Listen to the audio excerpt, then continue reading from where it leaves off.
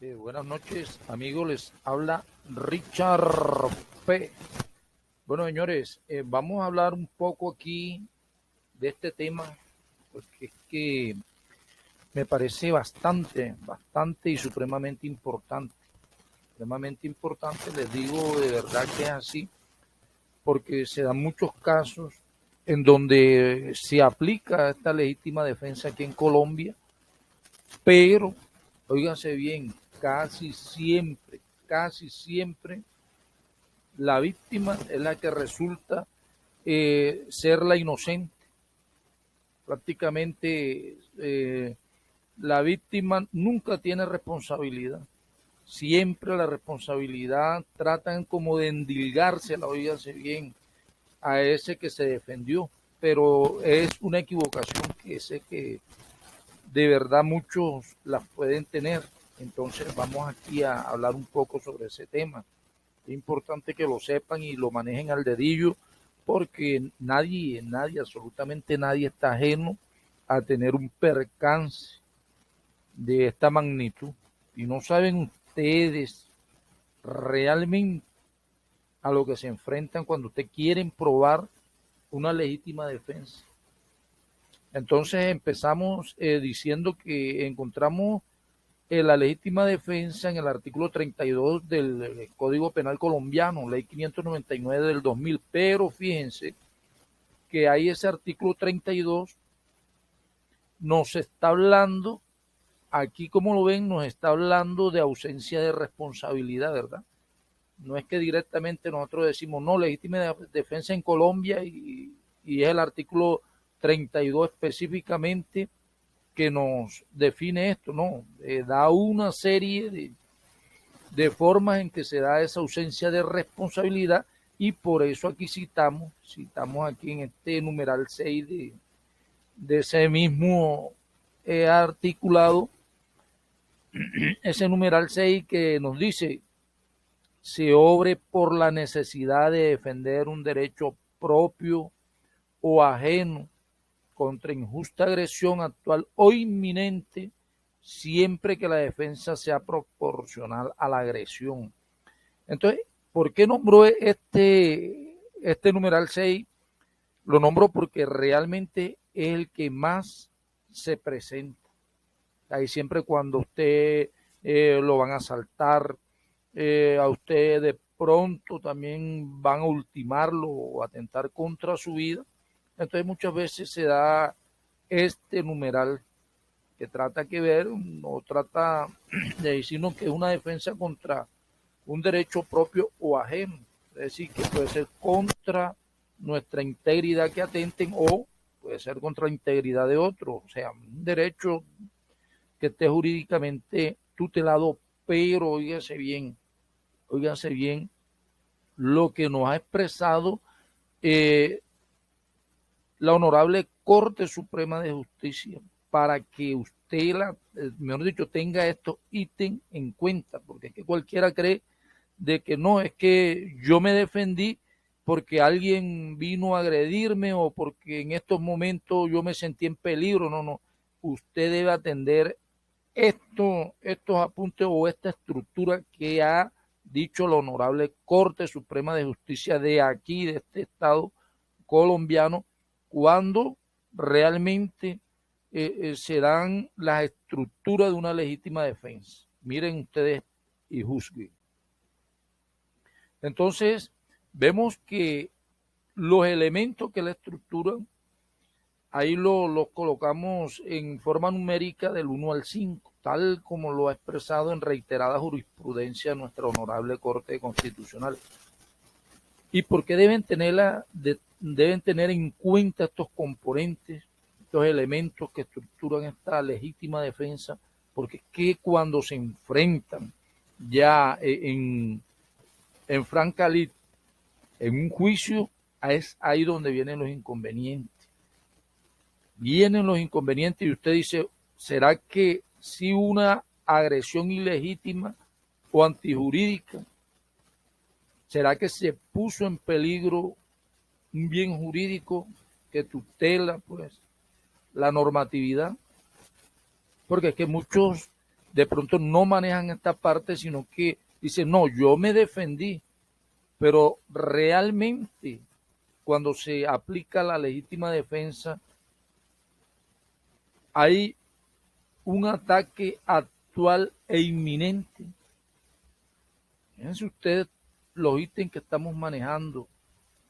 Sí fue necesaria esa defensa para impedir el ataque. Sí hubo una proporcionalidad cualitativa que tiene que ver en la forma en que se da la agresión y cuantitativa, que es la forma objetiva, mirando los elementos que se usaron. Fueron armas de fuego, armas contundentes. Bueno, el tipo de arma. Entonces aquí tenemos que ver lo cualitativo y cuantitativo. Y la agresión no debe ser intencional o provocada, si hubo provocación o no la hubo. Entonces fíjense, estos elementos que estructuran la legítima defensa, sin yo tratar de ahondar tanto en el tema, son los que debemos tener muy en cuenta para cuando vayamos a proceder a aplicar ese derecho que tenemos nosotros a defendernos en un momento en que se estructuran estos elementos. Porque donde no se estructuren estos elementos, créalo, usted se va preso. Y se lo estoy diciendo no con el ánimo de que usted entonces no, me dejó matar en un caso dado o tienen que agredirme primero, tienen que lesionarme para yo poder defenderme. Pues fíjense que en muchos casos se ha dado esa situación. Que la persona la han lesionado primero para poder defenderse. Porque si lo ha hecho antes y no se ha estructurado esto, tal como nos lo ha expresado la honorable Corte Suprema de Justicia, pues vamos a tener problemas, señores, vamos a tenerlo. Entonces, esto se alargaría yo explicándole cada elemento, cuando la agresión es ilegítima y antijurídica, pero vamos a decírselo de forma muy rápida. Sería ilegítima o antijurídica cuando no, cuando vulnera la norma penal, ¿verdad? Entonces estamos hablando de que es ilegítima porque, por ejemplo, si lo van a asaltar, está violando, vulnerando la norma penal. Si lo van a ultimar a usted, lo van a asesinar, está vulnerando la norma penal que establece el que matare a otro. Entonces, fíjense, incurrirá en una pena de prisión ahí va una pena. Entonces, si esa persona lo va a ultimar a usted, de pronto hay una agresión ilegítima por parte, lógicamente, del agresor, ¿verdad? Entonces, ¿cuándo se pone en peligro el bien jurídico tutelado? Efectivamente, si una persona va con esa intención de atracarte, de asaltarte, de hurtarte o robarte, ¿verdad? Está colocando en peligro no solo el bien jurídico tutelado como la vida, sino también bienes materiales que tú puedas poseer, un vehículo, un teléfono o algo así por el estilo, ¿verdad? Entonces ahí debemos entender esa parte, que tiene que ser esa agresión ilegítima o antijurídica, porque si no es ilegítima o antijurídica, que muchas veces se presenta en una riña provocada, que dos personas empiezan a discutir, entonces el otro va a buscar un arma, el otro también va a buscar un arma, entonces se enfrascan entre ellos ahí en esa, y muchas veces hay una víctima mortal y ahí también muchas veces no se tipifica la legítima defensa por situaciones como la que te estoy diciendo, una riña que se presente, ¿no? Ahora, el ataque al bien jurídico debe ser actual e inminente. Entonces lo que te dije anteriormente es eso, debe ser sorpresivo, es algo que tú no lo esperabas, es algo que iba o se realiza inmediatamente y te sorprende, una inminencia, algo que llegan dos personas en una moto, se bajan con revólver y es algo que tú no lo esperas, que es una sorpresa para ti. Ese ataque tiene que ser así, inminente, actual en el tiempo. Se deben dar esas condiciones de modo, tiempo y lugar, ¿verdad? Entonces, la defensa debe resultar necesaria para impedir el ataque.